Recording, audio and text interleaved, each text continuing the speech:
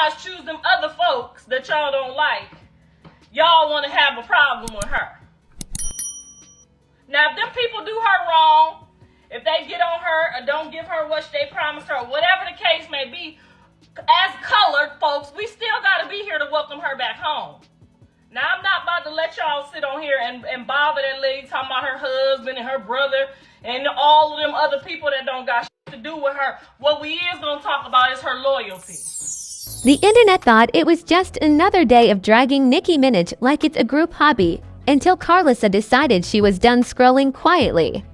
1 minute trolls were calling Nicki everything but her name. The next minute Karlissa stepped in, swinging with words sharp enough to make timelines freeze. And when Karlissa fires back, it's never polite, never subtle, and definitely never forgettable. This wasn't a soft defense or a let's all be kind moment. This was the kind of clapback that makes people delete comments and suddenly remember they have lives offline. The energy shifted fast, like somebody flipped a switch from messy discourse to full-blown internet warfare. Screenshots flew, opinions hardened. And suddenly everyone had a take on why Karlissa even involved herself in Nicki's drama in the first place. Because when you defend Nicki Minaj, you're not just defending an artist. You're stepping into a battlefield with history, fandoms, grudges, and enough think pieces to fill a library. And Karlissa didn't tiptoe in. She marched straight into the fire like she had time that day. What really shook people wasn't just what she said, it was how confidently she said it, like she'd been waiting for trolls to test her patience. And once that happened, the internet didn't just react, it split. The dragging didn't start loud, it never does. It started the way internet mess always starts, with slick comments pretending to be jokes and think pieces disguised as concern. Nicki Minaj's name floated back into the timeline like it always does, pulled apart by people who swear they're tired of her but somehow never stop talking about her. Critics lined up with familiar talking points, acting like they discovered something new when really they were rereading the same script from years ago. What made this round different was the tone. It wasn't just critique, it was disrespect wrapped in memes, sarcasm turned venomous, and trolls getting bolder by the scroll. People weren't debating music or legacy anymore. They were calling her names, reducing decades of dominance to cheap insults, and treating the pylon like a sport. That's when Karlissa stopped watching quietly. Karlissa doesn't do subtle. She doesn't do neutral. And she definitely doesn't do letting trolls get comfortable. According to online posts and circulating screenshots, she stepped in with the kind of energy that lets people know they picked the wrong day and the wrong target. Her response didn't feel rehearsed, it felt personal, like someone finally said what others were thinking but were too polite to type. The moment she fired back, the timeline snapped to attention. People who had been casually scrolling suddenly leaned in, because when Karlissa enters a conversation, it's rarely calm and never boring. She didn't just defend Nicki. She questioned the motives of the people dragging her, calling out the obsession, the selective outrage, and the hypocrisy that fuels internet hate cycles. What really escalated things was the confidence behind it. Karlissa didn't hedge her words or soften her stance. She spoke like someone who wasn't afraid of backlash, cancellations, or think pieces written by people who pretend they don't enjoy drama. That confidence irritated trolls even more, because nothing angers online critics like someone who refuses to be embarrassed. Screenshots of her clapback spread fast.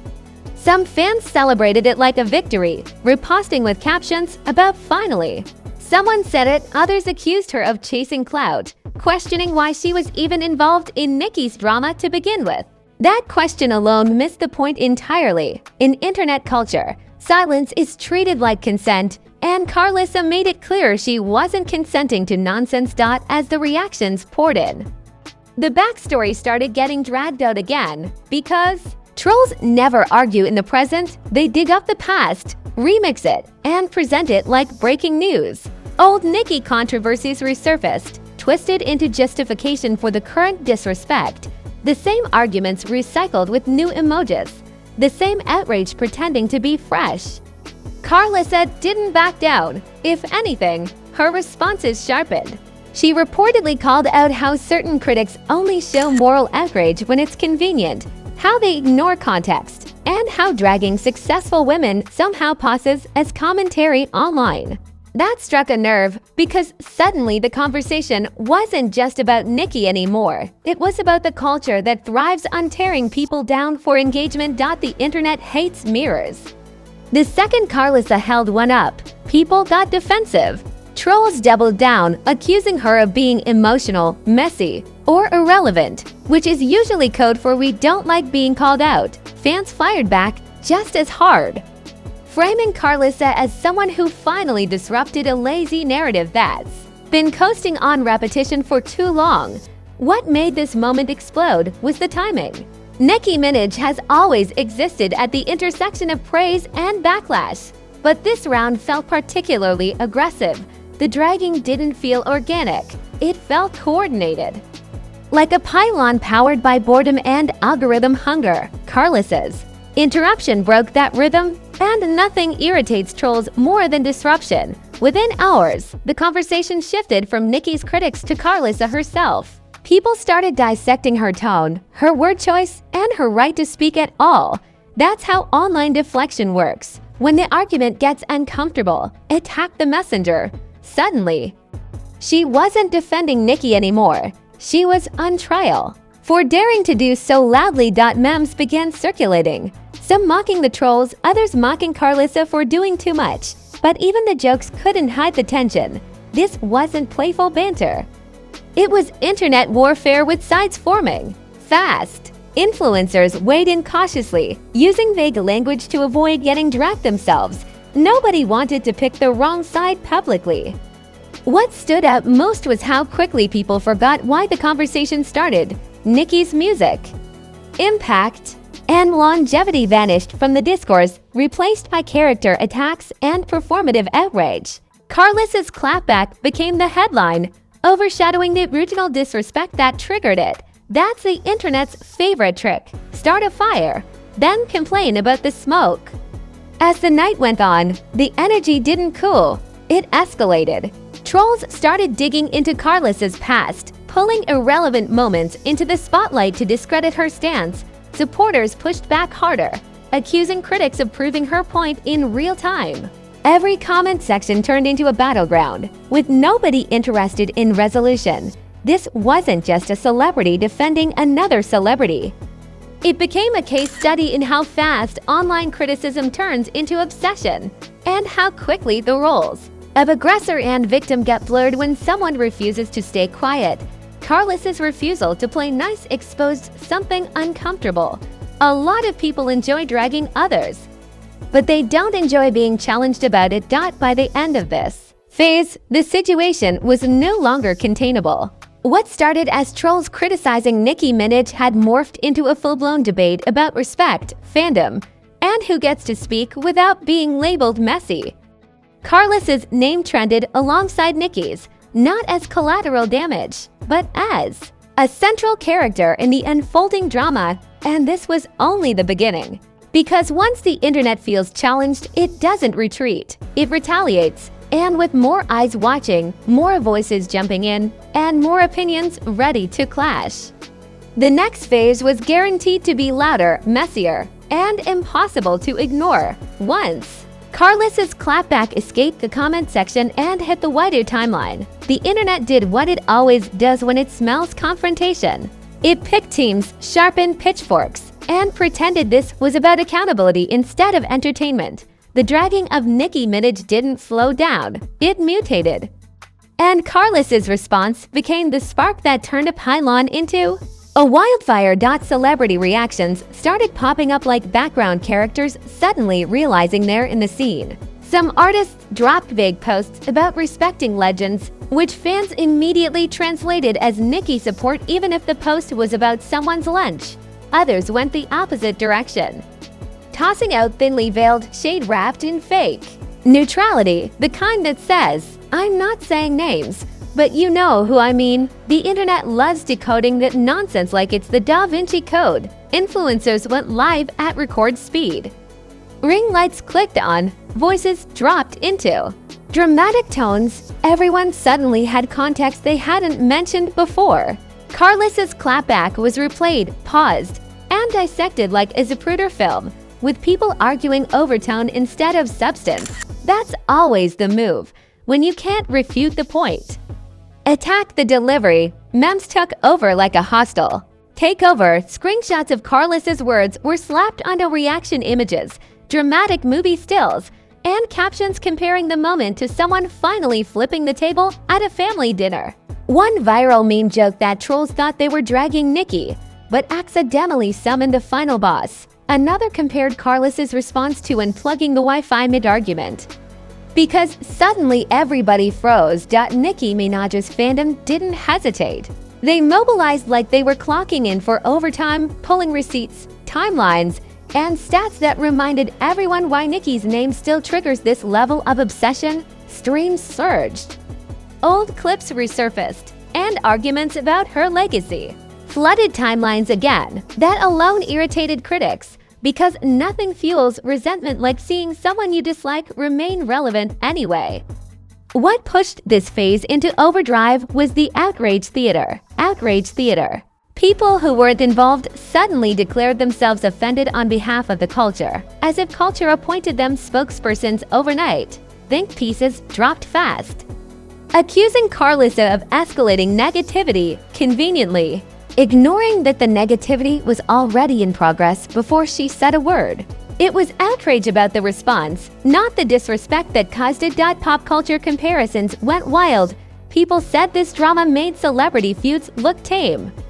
Like comparing a group chat argument to a courtroom showdown, others joked it had more twists than a reality show reunion episode where nobody gets along and everybody brought receipts. The sarcasm flowed heavy, because humor is how the internet pretends it's not emotionally invested. Karlissa didn't retreat. If anything, her presence emboldened others to speak up. More voices chimed in calling out troll culture, selective morality, and the habit of tearing women down for sport. That made critics even louder, because once a conversation broadens, control slips. Suddenly, this wasn't just about Nicki anymore. It was about who gets dragged freely and who's allowed to defend without being labeled messy. The backlash toward Karlissa intensified. People accused her of clout chasing, as if defending someone publicly automatically equals thirst. Others questioned her relevance. A classic internet move when arguments fail. That meant the message landed. When the insults shift from "you're wrong" to "who are you anyway," the debate is already lost. Meanwhile, the original trolls started playing victim. They complained about being attacked and harassed, ignoring that they'd been dishing out disrespect freely minutes earlier. Screenshots surfaced of deleted comments, sudden private accounts. And people backtracking with it was just a joke. Jokes always seem to stop being jokes once consequences show up. Brands and platforms quietly benefited from the chaos. Engagement spiked. Posts got pushed harder. The algorithm ate well. That's the part nobody likes to admit. Outrage is profitable, and this situation had all the ingredients: familiar names, loud opinions, and a clear conflict. Calm voices disappeared into the void because calm doesn't trend. As the debate raged, the conversation fractured into subplots. One side argued about Nicki's legacy, another argued about online harassment, another focused entirely on Karlissa's tone. Nobody agreed on the topic anymore, just the volume. And that confusion kept the fire burning longer than it should have. What made this phase especially messy was how moral language got weaponized.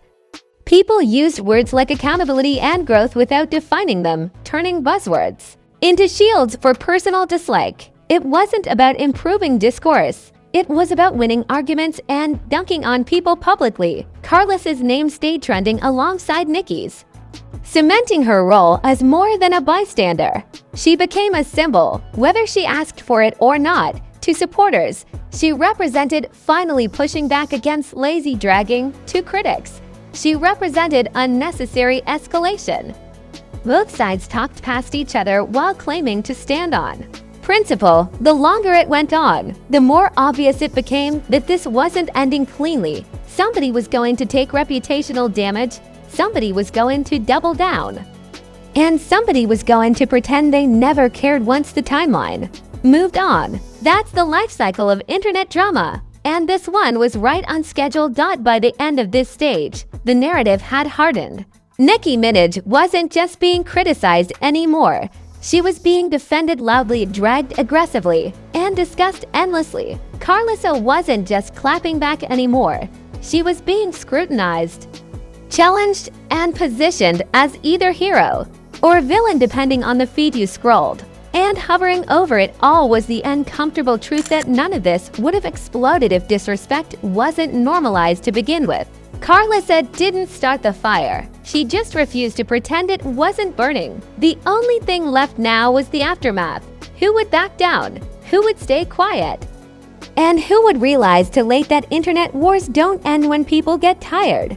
They end when consequences show up. After the timelines finally slowed down and the memes stopped refreshing themselves, the real consequences crept in quietly. That's how internet wars end. Not with an apology tour, but with people realizing. Screenshots don't disappear just because the algorithm moved on. The noise faded, but the imprint stayed. What Karlissa said didn't vanish. It settled into the collective memory like a bookmark waiting to be reopened. Nicki Minaj emerged from the chaos the same way she always does, polarizing but unshaken. Supporters framed the entire episode as proof that people stay obsessed with her legacy, dragging her name just to stay relevant by association. Critics insisted the backlash was earned, even though they couldn't agree on why anymore. The truth sat somewhere inconvenient, ignored by both sides. Nicki didn't need to say much, because history has shown she rarely does when the internet is arguing with itself on her behalf. Karlissa, however, felt the aftershocks more directly. Once the adrenaline of the clapback wore off, scrutiny took its place. People replayed her words with colder ears, asking whether she went too far or simply said what others were afraid to. Supporters praised her for standing firm in a culture that rewards silence and punishes confrontation. Critics labeled her messy, a word the internet loves to deploy when it wants to dismiss someone without engaging their point. What became clear was that Karlissa's response forced people to confront an uncomfortable habit. Dragging celebrities has become casual entertainment, but challenging that behavior feels like a disruption. Her clapback didn't just defend Nicki. It exposed how comfortable people have gotten with disrespect when it's framed as commentary. That exposure didn't sit well with everyone. Behind the scenes, conversations shifted. Influencers who had jumped into the fray suddenly went quiet, deleting posts or pretending they'd never cared. Others doubled down because backing out looks worse than being lad in internet logic. Alliances felt shakier, not because anyone changed beliefs, but because nobody wanted to be caught on the wrong side of public opinion if it swung again. The irony is that while critics accused Karlissa of escalating drama, the escalation had already happened. She didn't invent the dragging, she interrupted it, and interruptions are always more noticeable than background noise. That's why she became the focal point. It's easier to blame the person who says enough than the crowd that kept throwing stones. Nicki's name continued to trend sporadically, popping up in unrelated conversations as a reference point, a punchline, or a flex depending on the context. That's the strange immortality of celebrity controversy. It doesn't end, it migrates. One day it's outrage, the next day it's nostalgia, and the next it's fuel for another argument that pretends to be new. Karlissa's reputation took on layers. To some, she became a symbol of unapologetic defense, someone willing to stand 10 toes down regardless of backlash. To others, she became a lightning rod for everything they dislike about internet discourse. Neither version was entirely fair, but fairness rarely survives virality. What survives is perception. And perception had already made up its mind depending on the audience. The broader conversation about troll culture briefly surfaced, then got buried again under newer scandals. People acknowledged, for a moment, that online harassment thrives because it's normalized and rewarded. Then the timeline refreshed, and attention moved elsewhere. That's the cycle. Awareness flashes, then fades, while behavior stays the same. What lingered most was the tension. Not explosive, not trending, but present. The kind you feel when names involved in a past blow-up crosspots again digitally. Comments get read differently. Jokes land sharper, neutral statements feel loaded. That's the residue of public confrontation. Karlissa didn't retract. She didn't apologize. She didn't pivot into explanation mode. That alone frustrated critics who expected her to soften once the heat rose, but retreating would have rewritten the story in a way she clearly wasn't interested in. Silence after speaking loudly can look like regret, and regret wasn't the narrative she wanted attached to her name. Nicki Minaj's legacy debate continued, because it always does. Each wave of criticism brings a wave of defense, and each defense reignites the criticism. It's a loop so familiar it might as well be scripted. The only difference this time was who stepped into the line of fire and refused to step back out as the dust settled. One thing became obvious. This wasn't just about trolls or clapbacks. It was about power in online spaces. Who gets to speak without being dismissed? Who gets dragged without consequence? And who gets labeled too much the second they disrupt the flow of easy disrespect? The internet pretended to move on, but it didn't forget. Someone will reference this moment again, casually, months from now. Someone will say, "Remember when Karlissa went off?" And the arguments will restart with new users and the same energy. That's how these stories live on, not as lessons, but as lore. In the end, nobody emerged untouched. Trolls learned they're not as invisible as they think. Karlissa learned that defending loudly comes with a price tag. Nicki Minaj learned, again, that relevance attracts resentment as reliably as success attracts scrutiny, and the audience learned nothing at all except how quickly they'll show up for the next round. Because internet drama doesn't conclude. It pauses, it waits for the next spark, the next comment, the next moment someone refuses to stay quiet, and when that happens, all of this will resurface, renamed, rehashed, and repackaged as something new. If you're still here, don't pretend you weren't entertained, because this wasn't just a clapback. It was a reminder that the internet loves to drag until somebody finally drags back. So go ahead and smash that like button like it's been talking reckless in the comments all day, because clearly accountability only matters once somebody pushes back. Drop your take below and don't hide behind politeness. Did Karlissa say what needed to be said? Or did she step into a mess that was never going to calm down anyway? Were the trolls out of line? Or is dragging Nicki Minaj just the internet's favorite unpaid hobby at this point? Say it loud, say it honest, because the comment section is where the real energy lives. And if this is your first time watching, understand something real quick. Stories like this don't disappear. They circle back with new angles, louder voices, and even shorter tempers. So hit subscribe now, because the next time the timeline decides to dogpile someone for sport, we'll already be here breaking it down without fake outrage or selective memory. Turn on notifications too, because drama doesn't send calendar invites. It pops up randomly, half explained, already trending, and begging to be misinterpreted. And when that happens, you'll want context, not chaos. Remember, online respect is optional until somebody demands it. Trolls stay brave until the response has a name, a voice, and zero patience. This is Celeb Sync, where the clapbacks hit harder than the trolls, the receipts don't expire, and the internet never gets the last word.